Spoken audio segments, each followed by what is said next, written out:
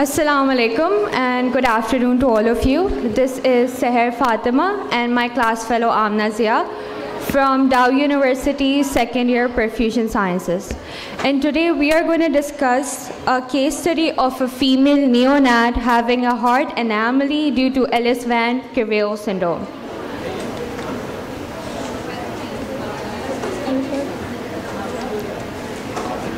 Ellis-Van Creveld syndrome is a gene mutation in the EVC2 gene. EVC2 syndrome is a gene mutation causing many abnormalities containing limbs, dental, and heart. 60% of EVC cases contain congenital heart disorders. The female neonat received over here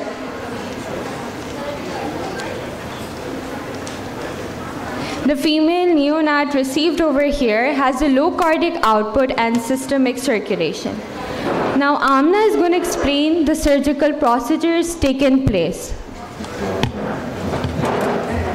So, in this case, the patient was basically diagnosed with a rare combination of cardiac abnormalities like a common atrium, an unbalanced AVSG, and a hypoplastic left ventricle. Since the left ventricle of the patient was underdeveloped, the pulmonary circulation of the patient was increased significantly. So, at just 23 days old, the surgical team decided to perform the surgery in which they basically do a pulmonary ligation and pulmonary bending and ductus ligation to control the excessive pulmonary blood flow. But unfortunately, after the first surgery, the post-operative course became complicated with moderate AV valve regurgitation and low cardiac output. On post-operative day 6, emergency ECMO was initiated for life support. Since in this case, a systemic ventricular outflow tract obstruction was suspected. So the surgical team decided to perform another procedure called the DKS procedure, in which they basically joined the pulmonary artery to the aorta. Furthermore, they also performed AV valvoplasty and systemic to pulmonary shunt. During surgery, no VSG was found, but the left and right AV valve orifices were separate, confirming its partial AVSG. After 8 days of the surgery, the surgical team performed another surgery in which they connect the pulmonary artery to the right ventricle to improve the pulmonary blood flow. After 5 days of the third surgery, emergency ECMO was removed under the infusion of adrenaline, but the patient still died due to severe renal failure.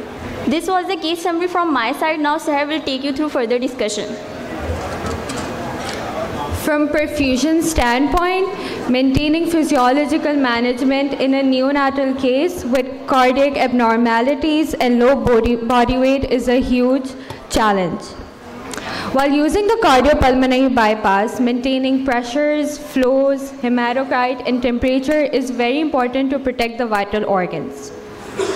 Using veno-atrial ECMO over here, we are building a bridge between perfusion management and systemic perfusion.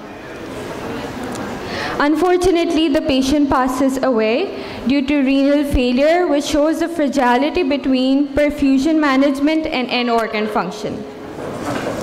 Now, as a perfusionist, what we can learn from this is hemodynamic adaptability. Because the patient has an unbalanced heart, it's very important to maintain flow rates to prevent over-pulmonary circulation. Myocardial protection, it's very important to provide adequate dosage of cardioplegia, maintaining temperature, and cardioplegia delivery systems to protect the myocardial muscles. Number 3, post-bypass and ECMO. Maintaining oxygen advocacy, anticoagulants, and heparin is very important for the post-recovery of the patient because it highly depends on the machines used. Last but not least, teamwork is very important. Communication between the surgeons and perfusionists and the surgical technologists helps recover the patient properly. In conclusion, Ellis-Van Creveld syndrome is a huge challenge not only for the surgeons but perfusionists too, because a neonatal case requires delicacy and precision. Thank you so much. Any questions?